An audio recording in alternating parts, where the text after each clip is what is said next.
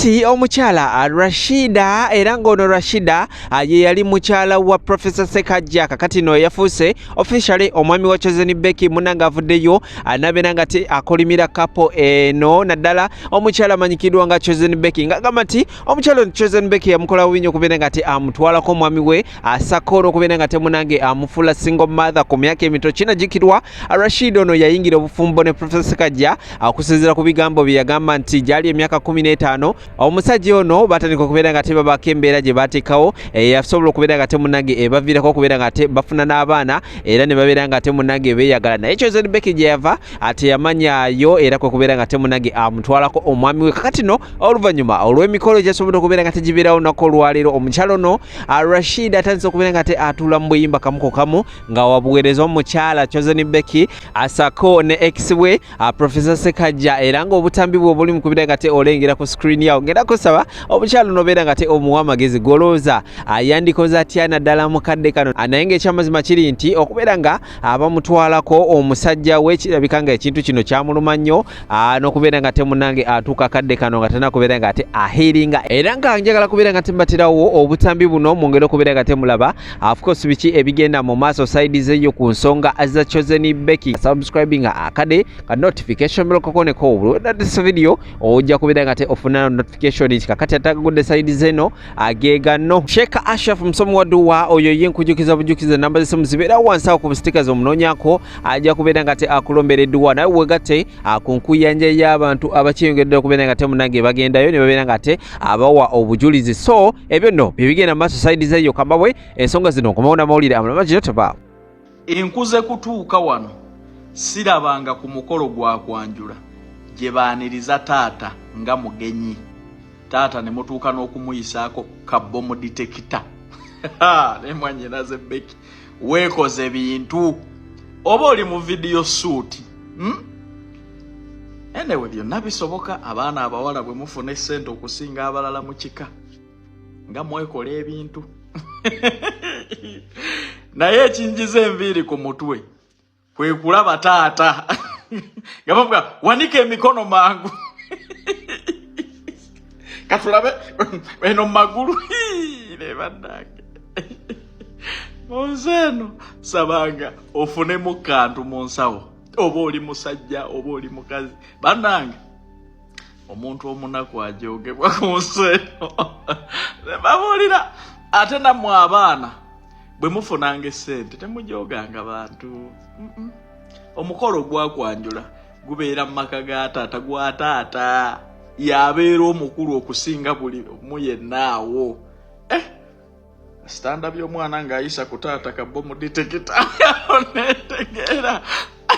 mwanyinazo oba oli mu katemba ki naye kyonna ky'olimu nkakasa ku luno ogenda kufiira mu firimu yo bannaye okusembayo kannebaza omwami wange oba lwaki ebirungi birwawo wali otuddeko n'okyebuuza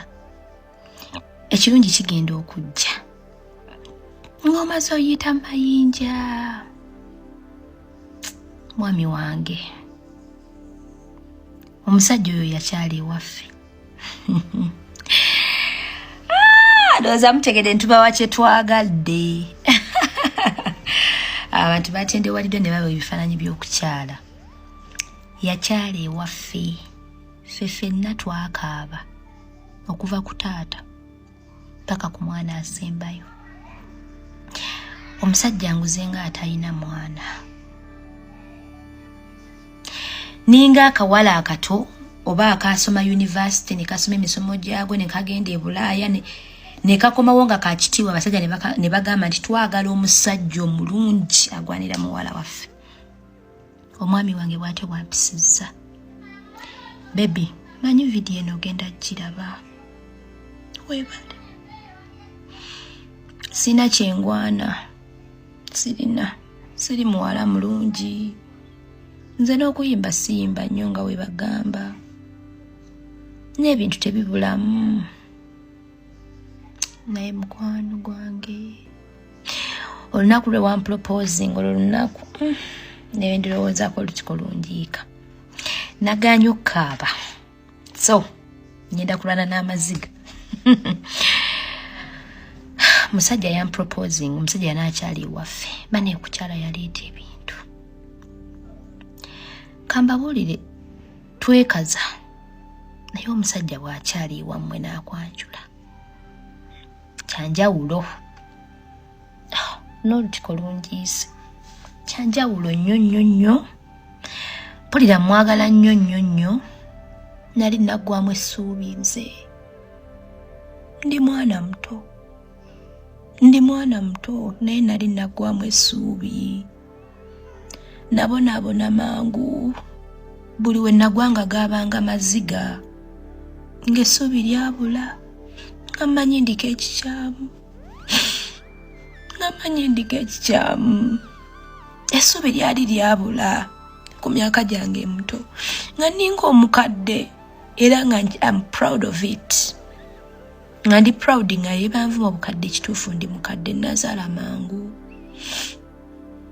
naye omusajja oyo yanjagadde bantu mmwe sijja kwogera bingi kubanga nayogera ebingi nga nnimba nayogeranga bingi nga mpuruvinga naye kati ebintu mubiraba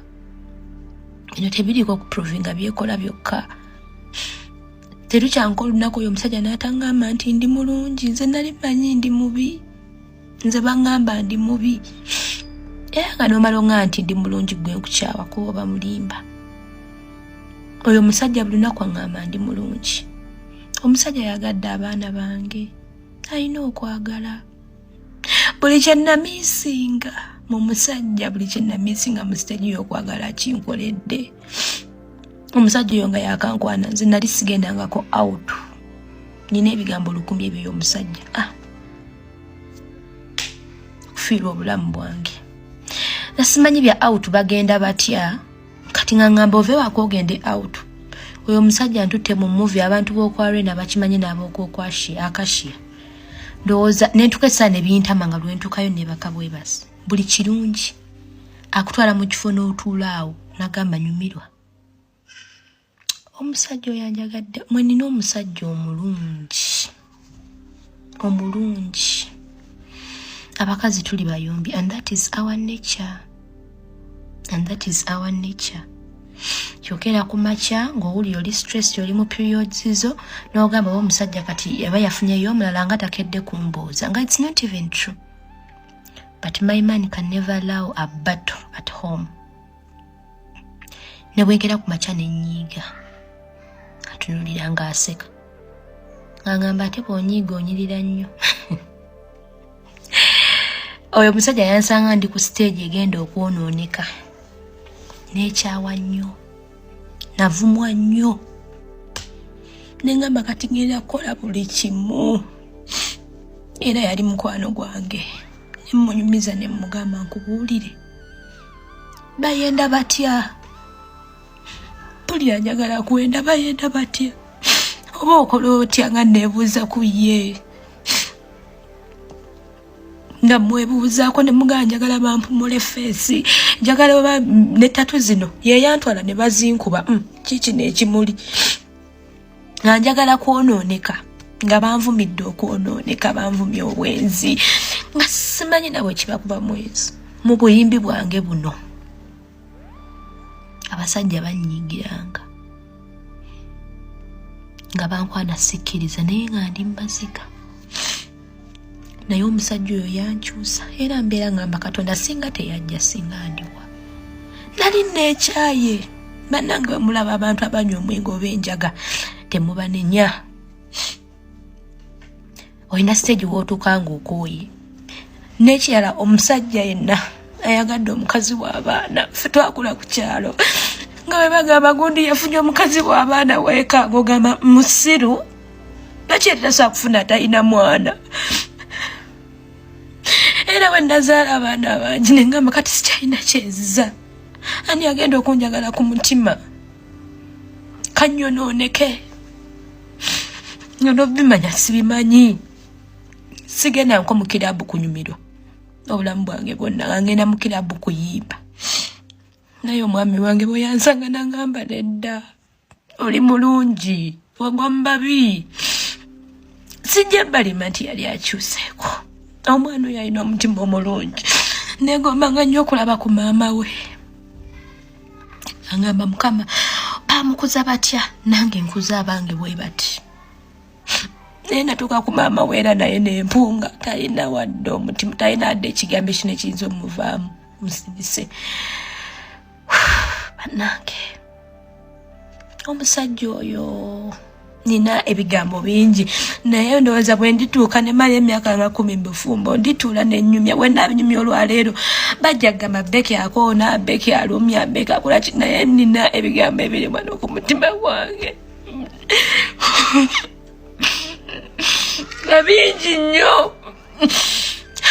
kabingi nnyo nga nali agadde emyogere.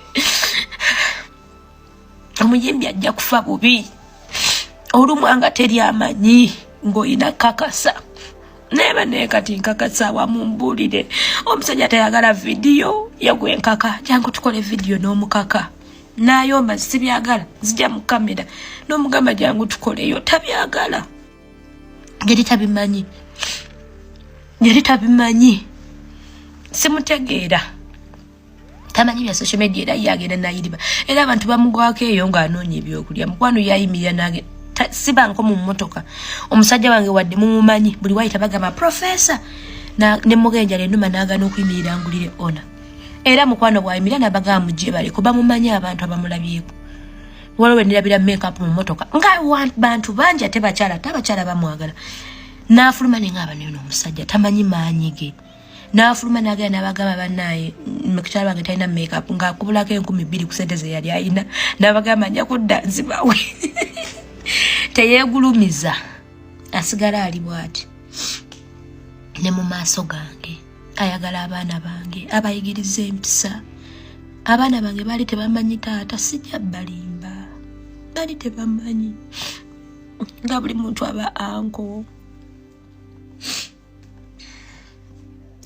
naye bamumanyi nti daddy nze nali shocked obulamu bwange bonna abaana bange nze bwe badde basaba ebintu naye emyezi gino giringa 4 emabega ndi shocked nti naddala Heather oyo takyansaba. Heather yansabanga batutumye penso ku ssomero sisi batutumye kino naye lwaliro Heather ninga ataliwo era nagamba bange bwenga ninga kifaananyi mu maaso g'abaana buli kimu daddy abaana balina pate twagalayo emitwalo 5 naffe tugende daddy njagala ku mazzi nze ninga kisiikirize but I was everything to my kids. They do not see me even. Nina essanyu nina story esobola okuba ey'omwaka omulamba. Nina essanyu bwe ndaba abaana bange nga balina taata abagamba nti bw'okola kino nja kukuba ne badda mu nteeko kubanga bannaife abakazi obyogera nga abaana tebabiwulira nga baseka. Mwami wange weebale si mu bubi naye nga njogeza mazima teriiyo musajja asobola kuwasa mukazi w'abaana 4 alaali mujiba ng'akitegeeza ng'amwagala ebyaddala nga bw'agenda okubeera naye. Bw'aba asobola okukasukawo owuwe w'abaana 2 n'amuleka mukazi go n'akunnumba finally kyali kimugwanidde kubanga omukazi w'atuukira oweza abaana 2 ebiseera ebisinga babeera n'akamanyiiro kangi bakazi bamanyiira nnyo oyinza n'okwesanga ng'oyo omuvubuka alaga nti akwagala kuteeka bbwa ku mutima gw'oli maama w'abaana bali 2 kuba abakazi batulugunya kyozeni Becky ndabye obuyise Sekajja ekyo kye kimu ku disrespect ze boogera omukazi zaali sembayo kukola okulaga nti akutwala ng'ekyokuzanyisa. Ate Katonda yatonda abasajja nga buli lwabeera n'omukazi ajja atamwa.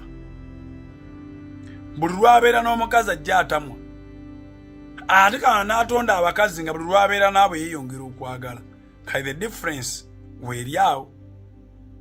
tijoko obeera ne Sekajja gy'okoma omwagala naye ate naturally mu basajja ffe gye tukoma obeera naawe gye tukoma ottamu wabula waliwo wojja ng'olina ebirungi bingi by'ojja okola ne bwaba yayita kwagala n'atandika okudevelopinga intimacy. Siraavu ebeera intimacy. Nti kati abeera amisinga nnyo kuliraana nga bw'ona abeera ne muganda wo. Teri muntu alina laavu ku muganda we, naye waliwo enkwatagana eyo nti oba oyagala oba toyagala. Waliwo ekibagatta nga ku muganda wo kyanguyirwa nnyo okumuleka nga alina kyatutte ekikyo ekitali ku balala. Nga bw'olaba bobeera ne maama wo, sola obeera eno nga tomuwuliza naye wakubira nti mulwadde, waliwo ekiyingira mu mutima gwo nekikuluuzingisa concentration. Kati bw'olwa n'omukazi ng'alina ebirungi eby'enjawulo by'ajja agezaako kuteerawo, waliwo intimacy eyo lwejja n'obeera ng'olina ky'omufiiringa towards her, naddala nga toli naye oba nga taliiwo. Olina omukazi w'abaana 6 naye buli lw'obeera gy'obadde ng'ojjukira nga wa baana 6 mbasuulewo nono omukazi we n'okomawo.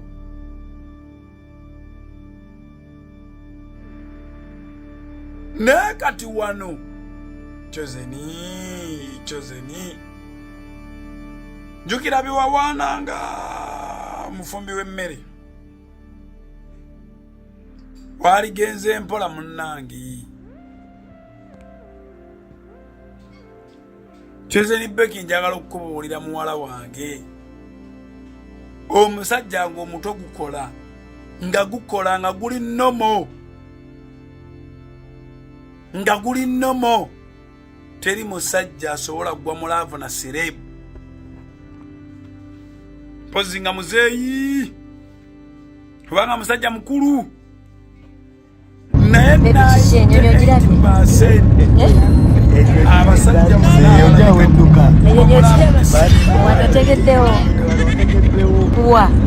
ayagala kuzaalamu akuteekemu sitampu, either ayagala alaba toyina baana kati ng'alaba bwakuzaalamu. Omanyi abasajja tubala, aye tubalira watulanda abakazi babala, naye mu byenfuna abasajja babazi. Sajja asobola obeera awo nga yala bwakuzaalamu omwana yaba alina ebyobugagga bye byonna. Kati waliwo omuyimbi awo alina omwana omu yamuzaala mu musajja eyo, naye oyo omuyimbi singa afa ng'ebintu biri mu mannya ge, ebyo ebintu byonna omusajja aba abitwala ku lw'omwana. Ekiyinza musekiwalinga ng'ebintu bye kyamanyi nti kyaggabira maama, era empapula aziteeka mu maama n'abeera nazo nga maama tamanyi. Kyamanyi nti kino kya sisita, era akiteeka mu mannya ga sisita nga ne sisita tamanyi, ye n'asirika. Oluba okufa nti bannange omuntu ono yali yaŋŋamba nti buli kintu amannya ge kirimu yenna nnyini kyo. Kati ebitali mu mannya gaabwe bye by'omwana. Naye bw'oba olina omwana omu, nze bwe mba nnyina omwana omu, omukazi ayinza olemerera okutwala ebintu byange. Naye ate omukazi bw'aba alina omwana omu, kuba omukazi tezaalira kika, azaala mwana we. Omukazi ng'alina omwana ogu, emmaali ye yonna ebeerayo oyo mwana. Kati emmaali ani agikuuma? Yenze yamuzaala, yenze akuuma emmaali ya maama wo, era n'ag'omu buto ng'ajjayo. Mwana wange akula aleme kusangawo ku bintu bya nnyina, kubanga ekika oli yali akolerera kika. Mwali ludda wange akola, mwali musula wuwe, temubaako kye mukwatako, mpozi nga kiri mu ddaami. Kati omusajja asobola obala okuzaalamu abaana ng'alina ebyobugagga bye by'abala, sigambe ennono bw'ali. Naye kye mbadde ngezaako okwogera nti omusajja atalina kyabala, nga talina kyabala, aga Katonda mu ggulu ng'omutwe gwe mulamu, teri musajja ng'omutwe gwe guli normally functioning asobola kugwa mu laavu. Abalungi abatuwuliriza era abatulaba olunaku olwaleero tukyaddeko ewa Sheikh Ashraf Dembe. Sebo nsanyusa okubalaba. Amannya agange nze Sheikh Ashraf Dembe akola ku bizibu by'enjawulo. Omuntu singa aba alina ebirwadde musomereddwa tunywa amazzi ga lukuya nga bw'obadde ogalaba tugenda abantu ku kyoto ne twokya emizimu emibi egibabaamu n'okulomba edduwa abantu singa abeera ng'ali wano atuuse sobola okumulombera edduwa ne waba atatuuse nga mpadde amannya ge naye ng'ali wala neetaaze ennamba yange yeeno eri 07 01 76 37 11 nammwe bannyinaffe abali ebweru oyagala okuba nti oyagala okulombera ku dduwa ng'olina ebizibu viza zibuze amaka gakolongotana sente zikola zimpita mu ngalo ojja kumpeereza ekifaananyi kyo n'amannya go ebyo byokka bijja kummala nja kukulombera edduwa ojja kutereera olunaku olusembayo mu mwezi mba n'edduwa eyawamu ffenna n'abalwadde bange abakadde n'abapya. Salaamu alaikum warahmatullahi wabarakatuh.